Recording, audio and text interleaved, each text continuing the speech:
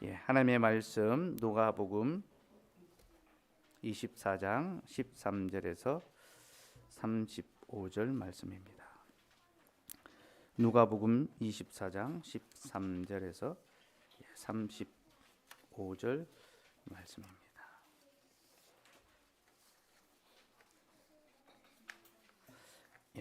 하나님께서 말씀하십니다. 하나님의 말씀을 들으십시오.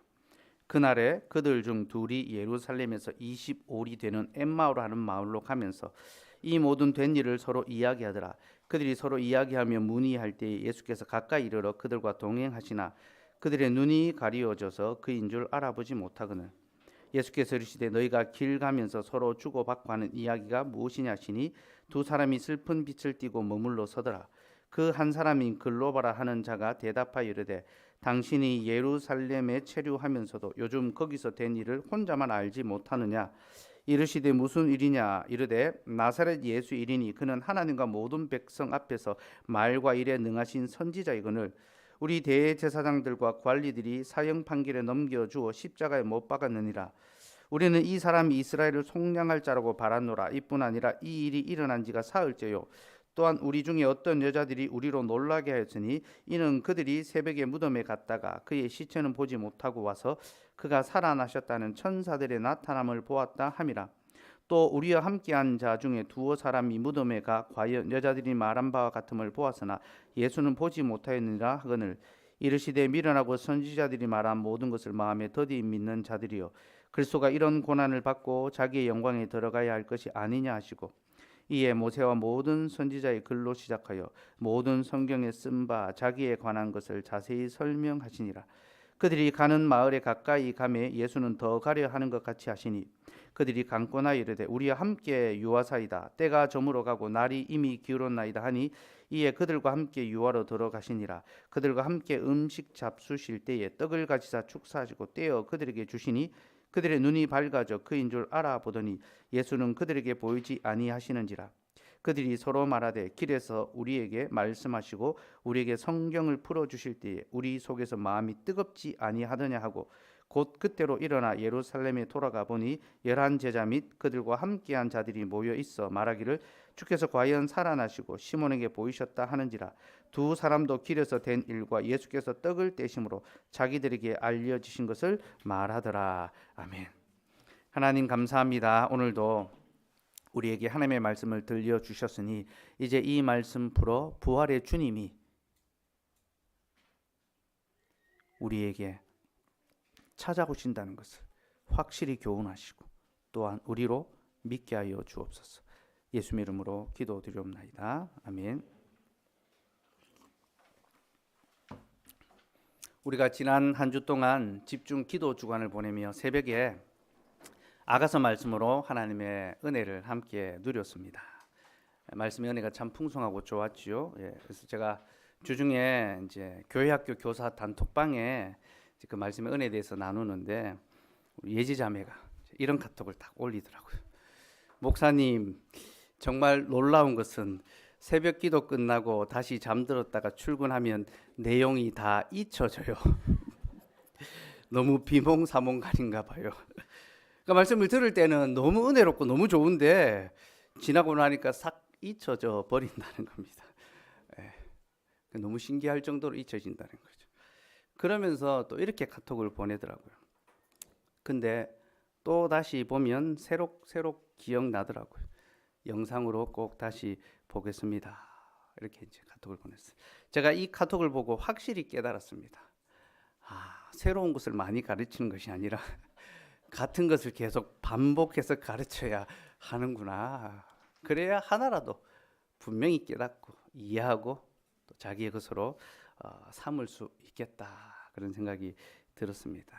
그리고 오늘 설교는 바로 그에 대한 응답입니다. 오늘 본문은 제가 예전에 한번 살핀 적이 있는 본문인데요. 오늘도 한번 더 살핌으로 그리스도의 부활의 의미를 우리가 깊이 묵상하고 또 그 은혜를 함께 누리기를 소망합니다. 오늘 설교 제목은 부활하신 주님은 말씀과 성찬으로 우리를 찾아오십니다입니다. 자, 오늘 본문을 이해함에 있어서 우리가 몇 가지 아래를 중요한 포인트가 있는데요. 첫째는 주님이 부활하신 후에 12제자들보다도 먼저 오늘 이 두 제자를 만나 주셨다라는 겁니다. 그 둘째는 오늘 이 사건은 누가복음에만 등장하고 또 그 내용이 매우 자세하게 기록되어 있다는 겁니다. 예수님의 부활의 장면 중에 이만큼 자세하게 그렇게 기록된 내용이 잘 없습니다. 셋째는 오늘 사건의 주인공이 우리가 잘 알지 못하는 낯선 인물이라는 겁니다. 오늘 본문의 주인공은 글로바라는 제자와 또 다른 한 명의 제자인데 그 사람은 이름도 소개되지 않습니다. 글로바는 여기서 처음 만납니다. 그는 12제자에 속하지 않는 그런 인물이었습니다. 넷째로 오늘 주님은 제자들에게 자신에 관한 말씀을 가르치시고 떡을 떼어 주셨습니다. 그리고 이 행위가 우리에게 아주 중요한 의미가 있습니다. 그걸 잘 살펴보아야 됩니다. 자, 이상이 오늘 설교의 요점인데요. 이제 하나씩 그 내용을 살펴보도록 합시다. 첫째, 주님은 부활하신 후에 다른 제자들보다도 먼저 오늘 이 두 제자를 만나 주셨습니다. 그러니까 이 사건 다음에 예수님께서 이제 11제자들을 찾아가시거든요. 그러니까 12제자들을 만나기 전에 먼저 이 두 사람을 찾아왔습니다. 물론 그렇다고 이 두 사람이 부활하신 주님을 처음으로 만난 사람은 아닙니다. 부활하신 주님을 처음 만난 사람은 막달라 마리아라는 여인입니다. 요한복음 20장 15절, 누가복음 표시해 두시고요. 요한복음 20장 15절 16절 말씀.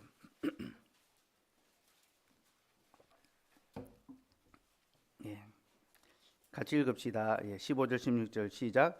예수께서 이르시되 여자여 어찌하여 울며 누구를 찾느냐 하시니 마리아는 그가 동산직인 줄 알고 이르되 주여 당신이 옮겼거든 어디 두었는지 내게 이르소서 그리하면 내가 가져가리이다. 예수께서 마리아야 하시거늘 마리아가 돌이켜 히브리 말로 라보니 하니 이는 선생님이라는 말이라. 막달라 마리아가 예수님의 시체에 향품을 넣기 위해서 무덤에 갔는데 새벽에 갔는데 예수님이 안 계셨습니다. 그리고 부활하신 주님을 그가 처음으로 만나게 됩니다. 그러니까 부활하신 주님을 처음 만난 사람은 막달라 마리아였고 그때 시간은 새벽입니다. 그리고 그날 밤에 주님이 11제자를 찾아가셨습니다. 19절 말씀 볼까요? 요한복음 20장 19절 말씀. 19절 읽읍시다. 시작. 이날 곧 안식 후 첫날 저녁 때에 제자들이 유대인들을 두려워하여 모인 곳에 문들을 닫았더니 예수께서 오사 가운데 서서 이르시되 너희에게 평강이 있을지어다. 자, 지금 요한의 기록을 보면요, 새벽에 막달라 마리아가 부활의 주님을 만났습니다. 그리고 그는 곧장 저녁으로 넘어갑니다. 시점이. 그리고 그 저녁에 11제자들이 모이는 곳에 주님이 찾아가셨습니다. 그러니까 부활하신 주님은 새벽에 막달라 마리아를 만나고 저녁에 11제자를 만나셨습니다. 그리고 낮에는 무엇 하셨습니까? 바로 누가복음에 나와 있는 엠마오 마을로 가던 두 제자를 만나 주신 겁니다. 자, 다시 누가복음으로 돌아와서요. 오늘 우리가 살펴본 이 내용은요, 사복음서 중에 누가복음에만 나오는 내용입니다. 그리고 그 내용이 아주 자세하게 기록되어 있습니다.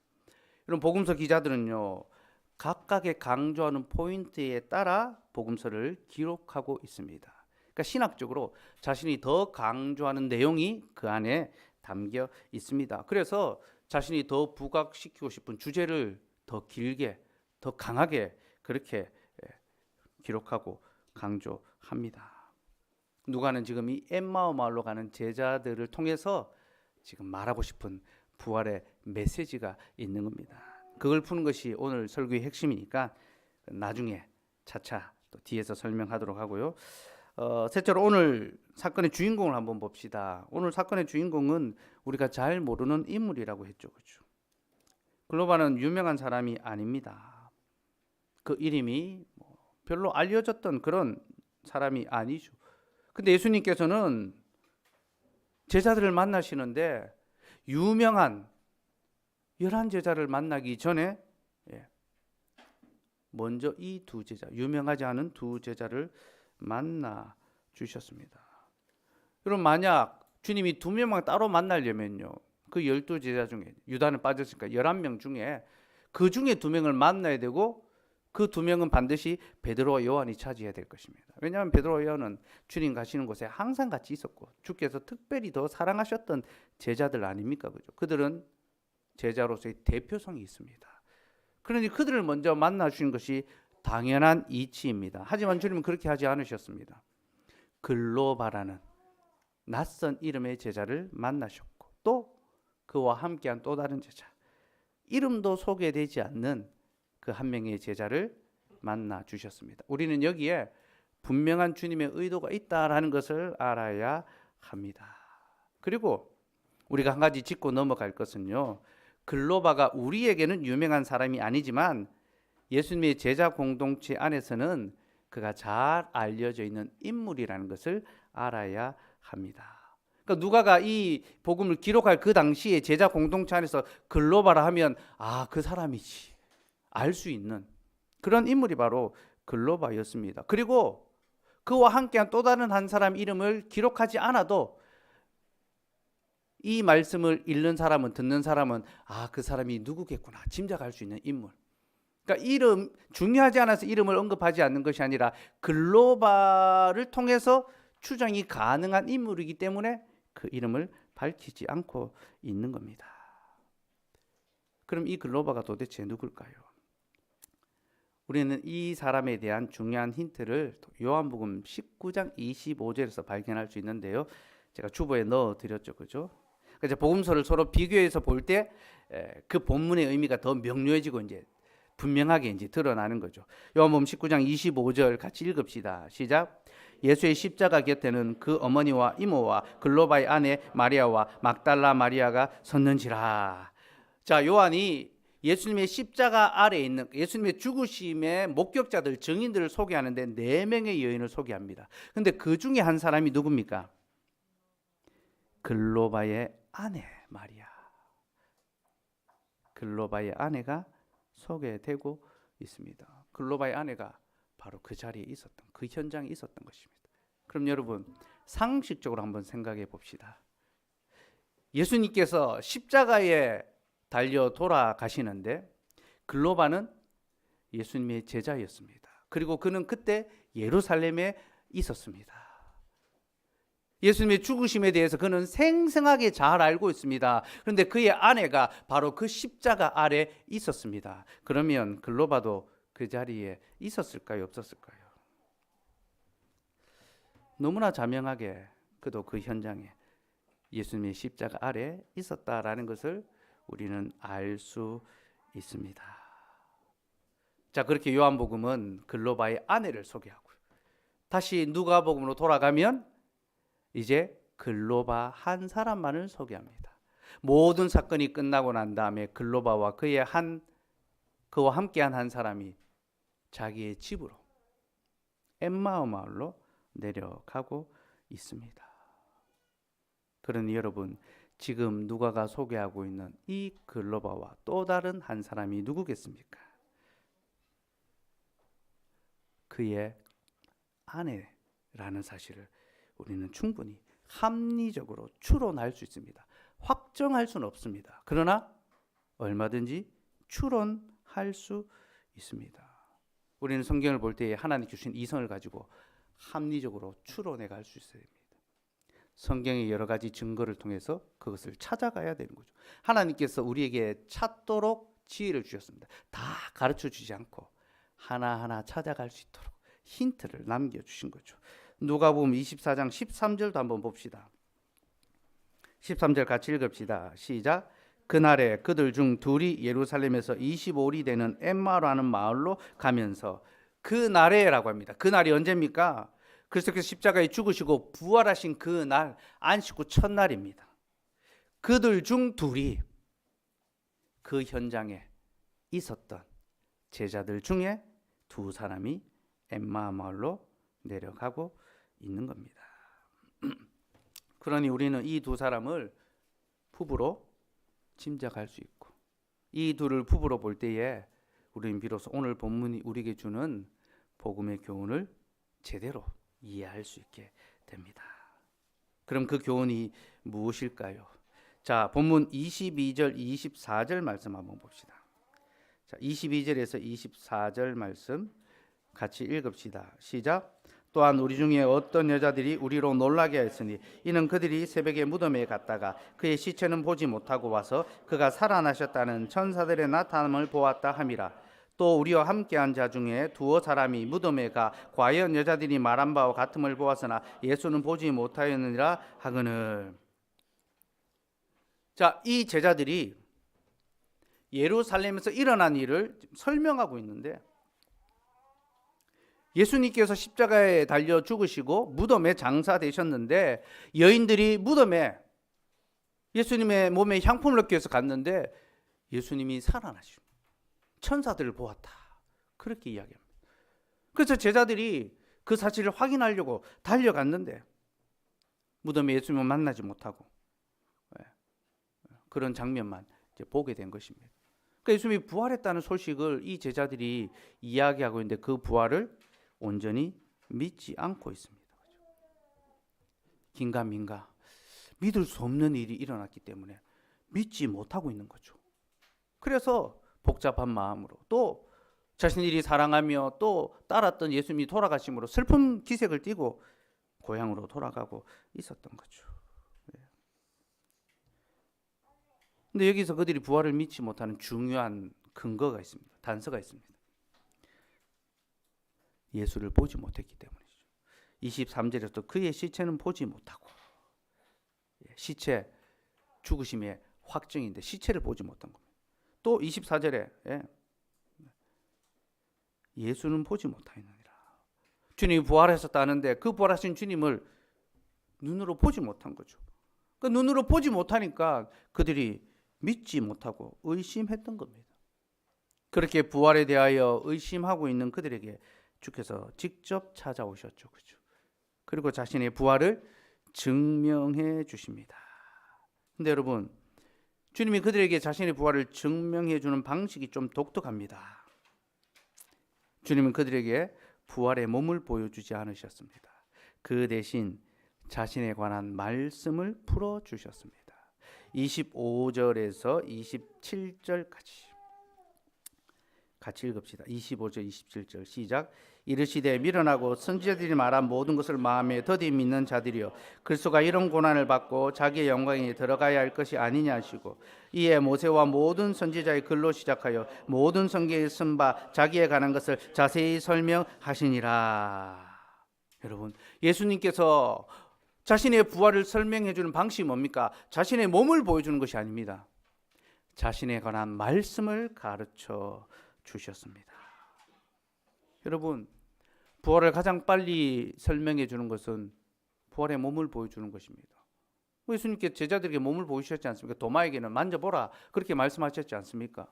그러니까 부활의 몸을 보여주면 가장 빨리 부활을 알 수 있는데, 주님은 부활의 몸을 보여주는 것이 아니라 부활에 관한 말씀을 가르쳐 주셨습니다. 그리고 주님이 이렇게 하신 데는 엄청나게 중요한 의미가 담겨 있습니다. 이는 곧 이제 우리에게 새로운 계시의 시대가 왔다는 것을 알려주는 것입니다. 전에는 예수님을 눈으로 목격하고 믿는 시대였습니다. 직접 손으로 만져봐야 믿는 시대였습니다. 그래서 예수님이 도마에게 만져보라고 말씀하십니다. 왜냐하면 그 제자들은 직접 눈으로 보고 손으로 만짐으로써 믿는 시대를 살았던 자들이기 때문입니다. 그런데 이제 주님께서는 새로운 계시의 시대를 열어주십니다. 이제는 예수님을 눈으로 보는 것이 아니라 말씀으로 듣고 그 말씀을 믿음으로 믿는 시대가 왔다라는 거죠. 계시의 새로운 시대입니다. 여러분, 우리는 예수님의 제자들처럼 예수님을 직접 눈으로 보고 만지고 믿을 수 없습니다. 우리는 그들이 전하여 준 예수님에 관한 말씀으로 예수님에 대하여 믿게 됩니다. 바로 이렇게 새로운 계시의 시대가 왔다는 것을 보여주기 위하여 주님은 자기의 몸을 보여주지 않고 자신의 말씀을 가르쳐주셨습니다. 이제 너희가 체험과 기적이 아니라 말씀을 통하여 나를 믿는 시대가 왔다. 그래서 여러분, 예수님이 계시는 때는 수많은 이적들, 표적들이 있었지만요, 이제 우리 교회 시대에는 더 이상 그런 표적들이 없습니다. 그러나 주님은 더 큰 표적, 곧 말씀을 우리에게 주셨어. 우리로 그 말씀을 듣게 해주시고 그 말씀으로 믿게 해주십니다. 그래서 여러분, 아구스티누스는요 이런 말을 했습니다. 우리는 사도들처럼 주님에 대해 만져볼 몸을 가지고 있지는 않지만 주님에 관해 읽어볼 책은 가지고 있다. 놀라운 말 아닙니까? 우리도 도마처럼 만져보고 싶은데, 주님의 몸을 좀 만져보고 좀 그렇게 경험하고 싶은데, 기적도 체험하고 싶은데 우리는 더 이상 그렇게 할 수 없습니다. 그러나 주님에 관하여 읽어볼 책은 가지고 있다라는 거죠. 그래서 이 책을 통하여 믿음을 얻게 된다는 것입니다. 여러분, 예수님께서는 분명히 부활하셨는데요, 그 일은 2000년 전에 일어났습니다. 2000년 전에 일어난 일을 우리가 과학적으로, 역사적으로 증명할 방법은 없습니다. 우리에게 주어진 단 하나의 길은요, 오직 기록된 말씀을 통하여 예수님을 믿는 것, 그 길밖에 없습니다. 근데 여러분, 사람들은요 이 성경의 증거를 믿지 않습니다. 어떻게 그 성경, 그 제자들은 예수님의 수하들 아니냐, 그 제자들이 쓴 그것을 믿을 수 있냐, 그렇게 말합니다. 근데 여러분, 참 놀랍게도요, 사람들은 성경에 관해서는 믿지 않으면서 다른 역사적인 책들은 잘 믿습니다. 여러분, 알렉산더 대왕이 있는데요, 알렉산더 대왕에 대한 전기가요, 알렉산더 대왕이 죽고 난 뒤에 400년 뒤에 나왔습니다. 첫 번째 책이. 근데 사람들이요 그 책을 얼마나 신뢰하는지 모릅니다. 학적으로 그 책을 통해서 알렉산더 대왕을 추정하고 논문을 씁니다. 여러분, 놀랍지 않습니까?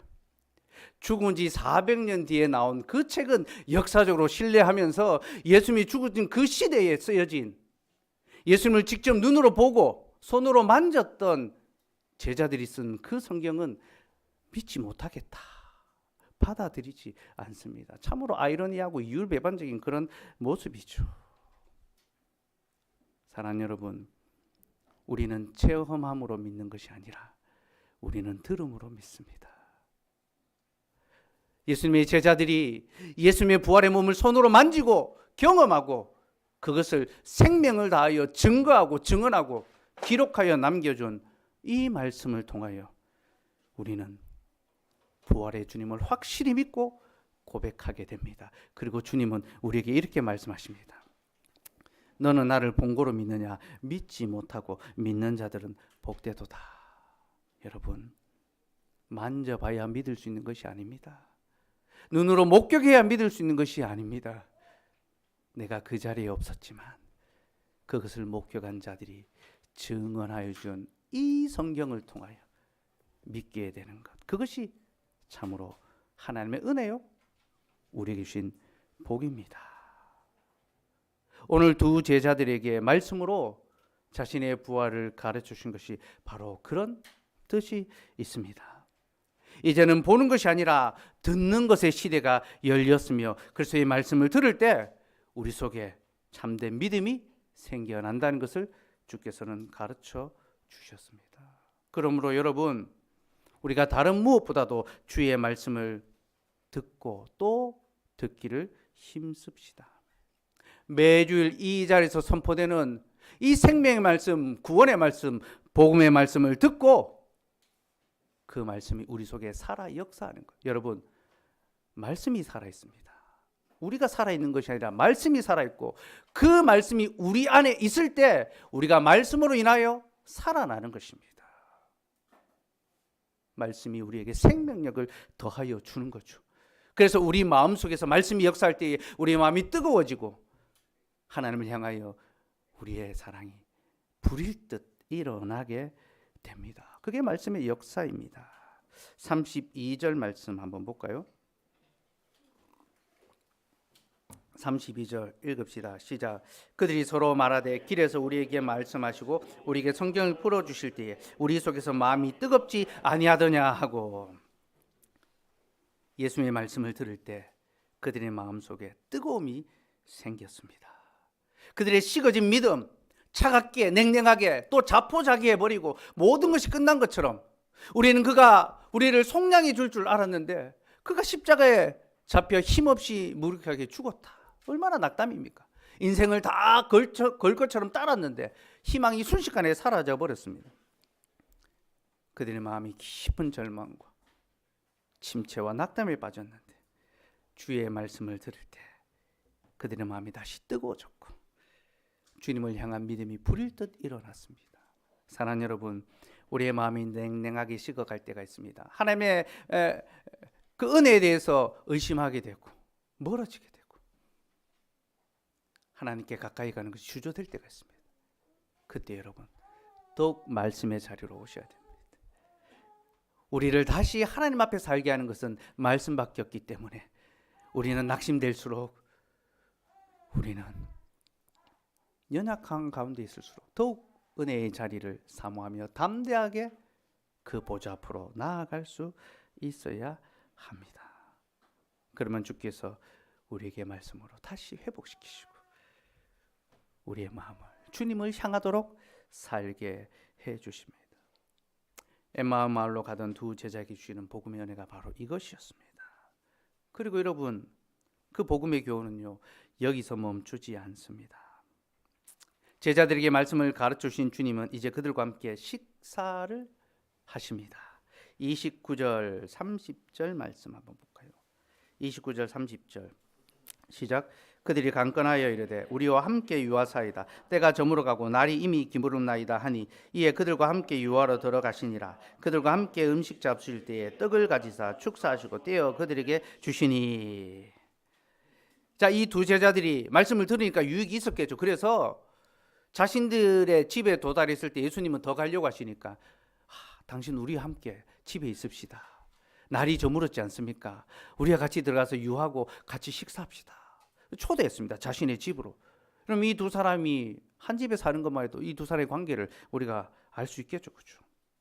어쨌든 그들이 자신의 집에 주님을 초대했는데 주님과 식사하는 도중에 주께서 떡을 가지사 축사하시고 떼어 그들에게 나누어 주셨습니다. 근데 여러분, 성경에서 떡을 가지사 축사하시고 떼어 주셨다는 것은 특정 행동을 가리키는 관용구입니다. 수거와 같은 것입니다. 이 행동은 성찬을 가리킵니다. 그리스도께서 성찬을 행하실 때 떡을 떼어 축사하시고 떡을 들어 축사하시고 떼어 나누어 주셨다라고 합니다. 그러니 지금 주께서 제자들에게 성찬을 베풀어 주신 거예요. 그럼 분명히 식탁의 호스트는 이 제자들이었습니다. 자기 집에 초대했으니까 자기들의 것으로 차려서 밥상을 준비했겠죠. 그런데 그 식탁의 주인은 그들이 아니라 주님이었습니다. 주께서 떡을 들어서 축사하시고 떼어서 주셨습니다. 모든 식탁의 주인이 바로 주님이시. 그렇게 성찬의 은혜를 베풀어 주셨는데요. 여러분, 여기서 중요한 것은요, 이 식사가 주님이 부활하신 다음에 하시는 첫 번째 식사라는 겁니다. 주님이 부활하신 후에 첫 번째 하신 식사가 바로 이 식사입니다. 그리고 그게 바로 오늘 본문의 키포인트입니다. 여러분, 제가 앞서 복음서 기자들은 각각 자신의 강조하는 주제를 가지고 복음서를 기록했다 했죠. 그렇죠? 누가는 예수님의 부활을 기록함에 있어서 특별히 식사를 주목합니다. 그래서 바로 다음 장면에 보면 예수님이 12제자, 11제자를 만나신 다음에 그들 앞에서 식사하십니다. 식사하는 내용이 나옵니다. 그러니까 지금 누가는요, 부활과 식사의 이미지를 계속 함께 사용하고 있습니다. 왜 부활과 식사를 연결시키고 있을까요? 그 이유는요, 식사가 새로운 시대가 왔다는 것을 보여주는 표지이기 때문입니다. 여러분, 예수님의 부활이 무엇을 보여줍니까? 이것은 단순히 예수님의 죽고 살아나심을 보여주는 것이 아닙니다. 예수님의 부활은요, 이 땅에 새로운 창조가 시작되었음을 보여줍니다. 그래서 누구든지 그리스도 안에 있는 자는 새로운 피조물이라. 이전 것은 지나갔으니 보라 새 것이 되었도다. 그럼 예수님의 부활은요, 새 창조입니다.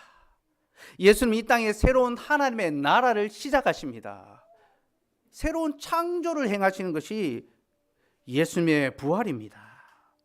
근데 누가는 그 새로운 창조, 새로운 시대의 시작을 지금 식사라는 이미지를 통하여 설명하고 있습니다. 왜 그렇습니까? 바로 식사는요, 새 시대가 개막되었다는 것을 알려주는 축포와 같기 때문입니다. 우리 야구, 축구 이제 개막을 새로 할 때 항상 하는 행사가 있죠, 그죠? 시구합니다, 그죠? 시구. 이제 이 경기가 시작된다. 예. 저도 한번 시구하고 싶은데 안 불러줘가지고, 예. 제가 야구공 좀 잘 던졌는데 요즘은 이제 잘 안 가는 것 같아요. 예. 저 목회자 체육대 했던 제가 시구했습니다. 그래서 제가 야구 다 만들고 해가지고, 예, 장비 다 해가지고, 예, 시구하고 막 사모님도 불러서 시구시키고 막 했는데, 지난 홍수 때 그 장비가 다 물에 떠내려갔습니다. 마음이 너무 슬픈데 어쨌든 식사는요, 새로운 시대가 시작되는 개막의 축포와 같습니다. 여러분, 첫 세상이 시작될 때 하나님께서 무엇을 가지고 새 시대의 개막을 선포하셨습니까? 식사입니다. 하나님께서는 태초에 사람에게 먹을거리를 주셨습니다. 식탁을 착 차려주신 겁니다. 동산에 있는 모든 나무 열매를 먹으라. 선악을 알게 하는 나무를 제외하고 나머지 다 먹으라. 하나님께서 새 시대가 시작될 때 사람들에게 식사를 차려주셨습니다. 근데 여러분, 그때에도 두 사람이 있었죠. 두 사람. 그리고 그들은 부부였습니다. 아담과 하와는 부부였죠. 여러분, 놀랍게도 두 사건이요, 너무나 신기하게 오버랩되고 있습니다. 태초에 첫 시대가 개막될 때 하나님께서 사람에게 식사를 차려주셨는데 그 식사를 받은 자들이 아담과 하와 부부였고, 이제 그리스도의 부활로 말미암아 새 시대가 다시 시작되는 것을 선언하시는데 주께서 식사를 차려주시고 그 식사를 두 사람에게 베풀어 주셨습니다.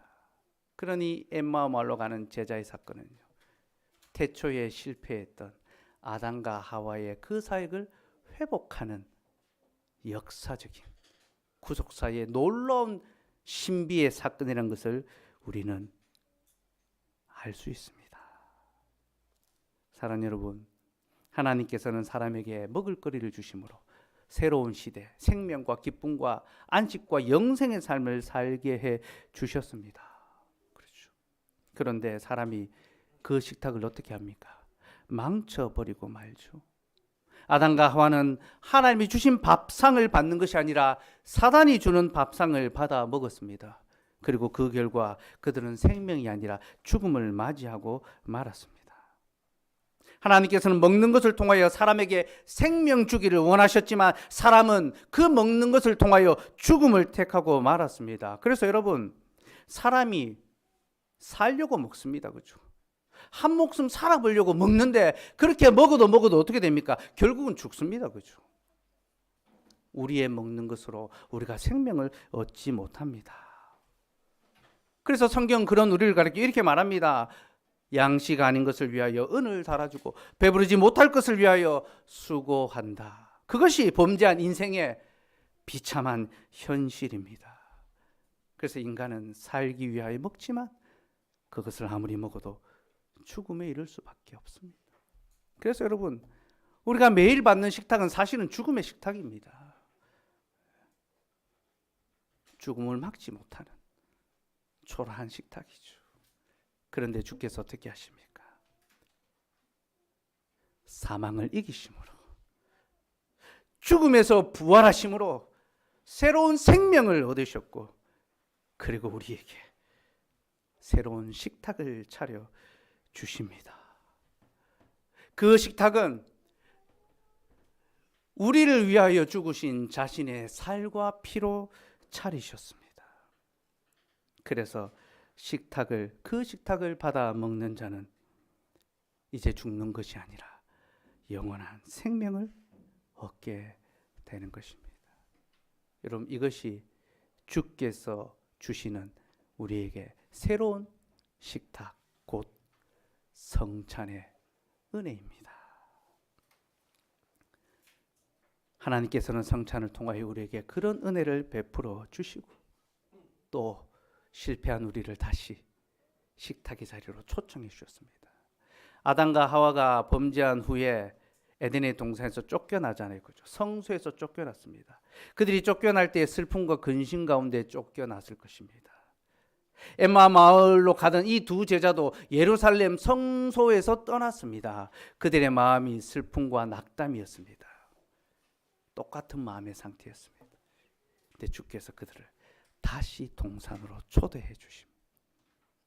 다시 생명의 식탁으로 초대하시고 그 떡과 잔을 먹고 마시게 하심으로 그들에게 영원한 생명 은혜를 다하여 주십니다. 그래서 여러분, 성찬은요, 실패한 자들을 향한 하나님의 은혜의 방편입니다. 우리는 늘 넘어집니다. 우리는 늘 의심합니다. 그래서 부활을 더디 믿고 하나님의 말씀에 순종하는 것을 게을리하는 자들입니다. 우리가 이 성찬을 받기 위하여 우리 스스로를 돌아볼 때 우리는 결코 이 성찬에 참여할 자격이 없다는 것을 고백할 수밖에 없습니다. 인정할 수밖에 없습니다. 그러나 여러분, 주님은 바로 그런 우리에게 찾아오십니다. 실패한 우리에게 찾아오시고 의심하는 우리에게 찾아오셨어. 말씀으로 우리의 모든 의심을 풀어주시고 하나님을 향한 마음을 새롭게 일깨워 주시고 우리가 우리의 공로로 이 식탁에 참여하는 것이 아니라 하나님의 은혜로 말미암아 이 식탁에 참여할 수 있고 우리가 연약하기 때문에 바로 그 연약함 때문에 주께서 우리를 이 상에 불러주신다는 것을 우리는 깨닫게 됩니다. 그래서 마치 우리가 이 교회에 온 것 같고 우리가 이 식탁을 참여하는 것처럼 느껴지지만 그게 아니라 주께서 이 집의 주인이시고 우리를 불러주셨고 주께서 이 상의 주인이시며 우리를 먹여주신다라는 것을 깨닫게 되는 거죠. 사랑하는 여러분, 이것이 오늘 우리가 받는 영생의 식탁입니다. 우리를 영원히 살려주시기 위하여 주께서는 죽음의 식탁을 받으셨습니다. 죽음의 포도주를 마심으로써 쓴 포도주를 마시고 자신의 살을 십자가에서 찢으심으로 우리를 먹게 할 떡과 잔을 만드셨고 이제 자신의 살과 피로 생명의 식탁을 차리시고 와서 받아 먹으라. 양식하는 것을 위하여 은을 달아주지 말고 배부르지 못할 것을 위하여 수고하지 말고 내가 너에게 주는 참된 음료와 이 영생의 떡을 먹고 마시고 누려라. 그렇게 말씀합니다. 그러니 여러분, 기쁨으로 이 식탁에 나와 주님의 생명을 먹고 마시고 그 은혜에 동참할 수 있기를 소망합니다. 한 가지만 더 보기를 바랍니다. 31절 말씀 한번 볼까요? 31절 같이 읽읍시다. 시작. 그들의 눈이 밝아져 그인 줄 알아보더니 예수는 그들에게 보이지 아니하시는지라. 예수님이 떡을 떼어 주실 때, 성찬을 행하실 때 그들의 눈이 밝아졌습니다. 그래서 이분이 주님이시구나, 부활하신 주님이구나라는 사실을 깨닫게 됐습니다. 근데 여러분, 신기한 일이 벌어집니다. 그들이 주님을 알아보자마자 주님은 더 이상 그들의 눈에 보이지 않으셨습니다. 사라지셨습니다. 여러분, 참 신기하지 않습니까? 주님이 하루 종일 그들과 함께 하시면서 말씀을 가르치시고 또 함께 떡을 떼시고 성찬을 행하셨습니다. 그렇다면 그들이 부활의 주님을 알아보게 됐을 때 그들과 함께 계셔야 되는 거 아닙니까? 손도 좀 만지고 주님, 부활의 주님을 내가 몰라 뵀군요. 그렇게 감격하며 그렇게 얼싸 안아야 되지 않습니까? 근데 주님은 곧장 사라지셨습니다. 왜 주님이 사라졌을까요? 우리는 이건 역시 새로운 시대의 표지라는 사실을 알아야 합니다. 여러분, 주께서 사라지신 것은요, 이제 주님이 더 이상 사람들의 눈에 보이는 방식으로 자기 백성을 찾아오지 않는다라는 것을 가르쳐 줍니다. 그러면 무엇을 통하여 찾아오십니까? 말씀과 성찬으로 찾아오시는 거죠.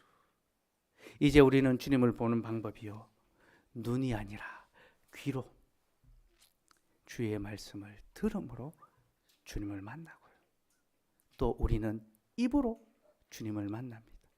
우리의 입술에 믿음의 고백을 드리고 또 우리의 입속에 이 성찬의 떡과 잔을 받아 먹음을 통하여 주님을 만납니다. 이것이 새 시대에 하나님이 우리에게 주신 은혜의 표지입니다. 그리고 이것을 누리는 것이 참으로 복된 일입니다. 예수를 보지 못하고 믿는 자들은 말씀과 성찬의 은혜를 누립니다. 그리고 이 말씀과 성찬을 통하여 예수를 보지 못하나 믿고 말할 수 없는 즐거움으로 사랑하고 기뻐합니다. 여러분, 주께서 오늘도 우리에게 말씀해 주시고 성찬을 베풀어 주셨습니다. 지금도 우리를 찾아오시고 우리를 이 식탁에 초청해 주십니다. 볼지어다 내가 문 밖에서 두드리노니 누구든지 내 음성을 듣고 문을 여는 자는 내가 그에게로 들어가 먹고 그는 나로 더불어 먹으리라. 여러분, 이 말씀은요, 성찬에 관한 말씀이라는 걸 아셔야 됩니다. 주께서 이 식탁에 함께 먹자 초청하실 때 우리가 마음의 문을 열고 그 말씀을 믿음으로 고백하고 이 상에 나와 먹고 마실 때 주께서 우리 속에 함께 하시고 우리와 살아주시고, 주님이 우리 속에 살아주신다는 것은 곧 우리가 부활의 능력으로 살아가시고 세상에서의 우리의 모든 낙심하고 시리와 또 두려움을 갖게 하는 그 모든 현장과 문제와 사람과 그 관계로부터 우리를 다시 살려주시는 겁니다. 다시 이 세상을 향하여 힘있게 나아가고 이 엠마오 마을로 가던 제자들이 다시 예루살렘으로 올라간 것처럼 환난이 있고 핍박이 있고 고난이 있고 수고가 있고 아픔이 있는 그 자리로 다시 나아가 부활의 능력으로 승리하며 살아가는 것입니다. 이것이 바로 예수를 보지 못하나 믿고 말할 수 없는 즐거움으로 기뻐하고 즐거워하는 것입니다. 그러니 여러분, 오늘 이 은혜의 식탁을 받으시고 여러분 안에 예수 그리스도의 부활에 대한 확실한 믿음과 그 부활의 그리스도가 역사하는 은혜를 경험하시고 다시 세상으로 가십시오. 여러분의 삶의 자리로 가셔서 수고하시고 고난받으시고 아파하시고 봉사하시고 섬기시고 그리스도로 기뻐하시는 저와 여러분 되기를 간절히 소망합니다. 자비하신 하나님,